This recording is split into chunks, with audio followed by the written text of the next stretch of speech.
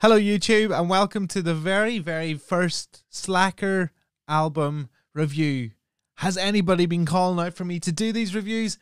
I don't know. Did I have a dream last week that I did a review of this album? I think so. So I decided, right, you know what? I'm going to do it. I'm going to bite the bullet. I'm going to stick this up online.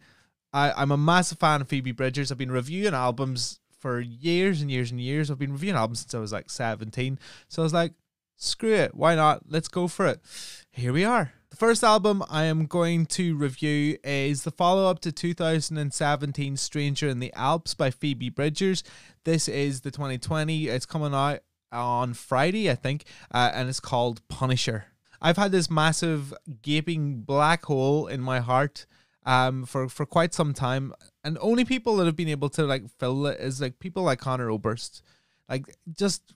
They just do that sort of music, like really well thought out lyrically and just beautiful to listen to, but also absolutely heartbreaking. And nobody was doing that in up to 2017 until Phoebe Bridgers did. And then obviously the debut album just announced her onto the world. Like, you had Motion Sickness on there, you had Georgia on there, you had Smoke Signals on there. I mean, as debut albums go, that's probably one of the strongest debut albums of the last decade.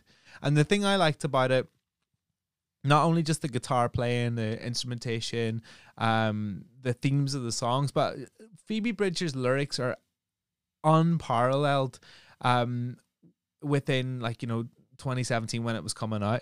She has like the ability that like Morrissey had back in the Smiths days before he turned into bad Morrissey, Wario. When he was Mario and not Wario, he had the ability on a Smiths track to absolutely floor me and make me feel something really hard, and then 10 seconds later make me piss myself laughing. Phoebe Bridgers has got that real mix of like gallows humor and dark humor, and I love that about her music. But onto the task at hand. It is the second album. It is called Punisher, which, if you know Phoebe Bridgers by this stage and you follow her on Twitter and Instagram, is probably the album title that we were all expecting. It opens up with a track called DVD Menu, and for me that conjures up early 2000s, leaving your DVD player on and that little logo sort of going up and down and around, and you're waiting for it to hit the corner. It's not that. As entertaining as that would be, and I'm sure that probably will be the music video, it's a swelling piece of orchestral music. It's only about 1.5 minutes long, and it really sort of tees us into Garden Song, which is the second track on the album. Now, before I get into Garden Song, I have superimposed myself on the green screen onto the actual album artwork of this, and as you can kind of see below me, you've got Phoebe Bridgers, which it kind of looks like she's looking up my dress. And you've got her over here in the Kyoto video, and over here, can you say holding a nice dog? Because why not? The first track is called DVD Menu, and it is not the menu logo that you may remember from going up and down and left and right and all the rest of it. This is a swelling piece of orchestral beauty that welcomes us into the second album, Punisher. Also, if you're in the UK, it is the second album. It is not the sophomore album. I'm not getting into this, or sophomore, or however you say it. If you're in the UK and you say sophomore, you're a dick. Right, Garden Song, the first kind of proper piece of music you get into on the record, and it feels like the closest thing to anything off Stranger in the Alps.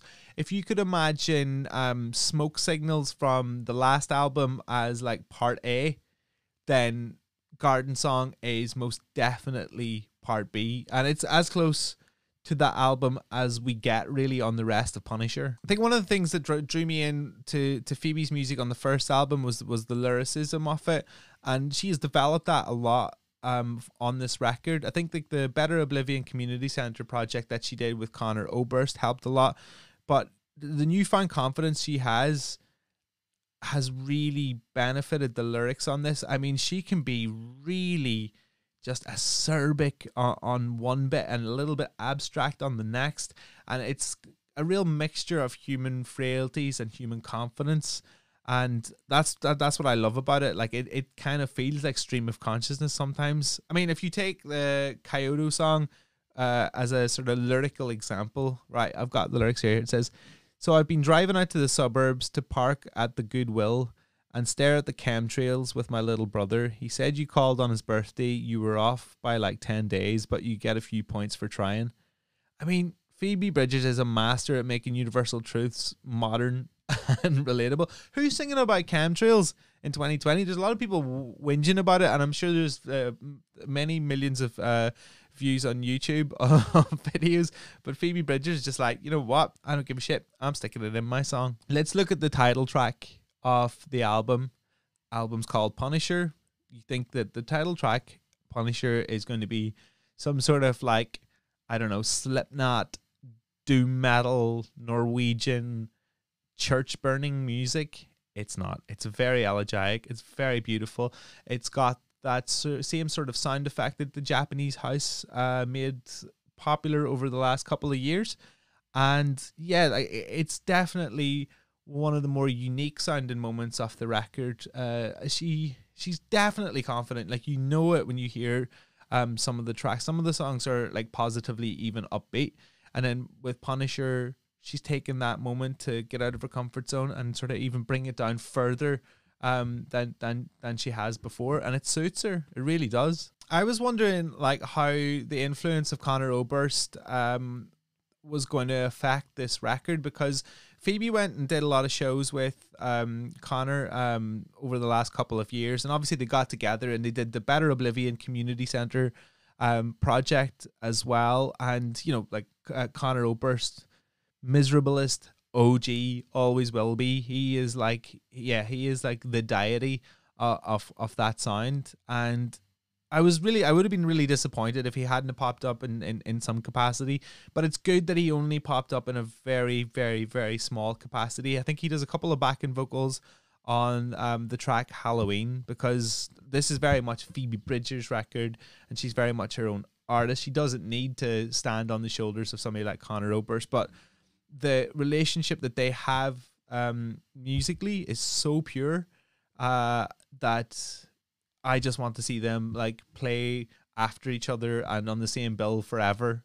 Phoebe's headline and Conor supports, Conor's headline and Phoebe supports. Like, just keep it going. Keep making Better Oblivion Community Centre projects as well, please. Probably like the most psychotic moment of the whole album is a track called ICU, which was on the album is titled ICU, but on Spotify is the traditional spelling of it.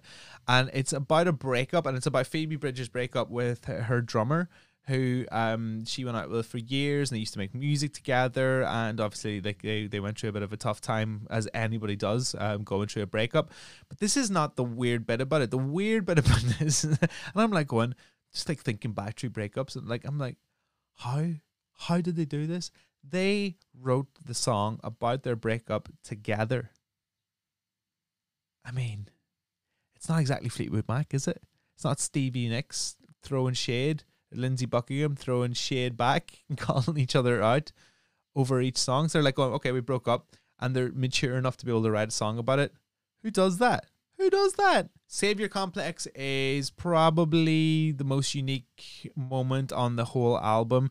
It doesn't sound like anything else on this album. It doesn't sound like any of the projects that have gone before it.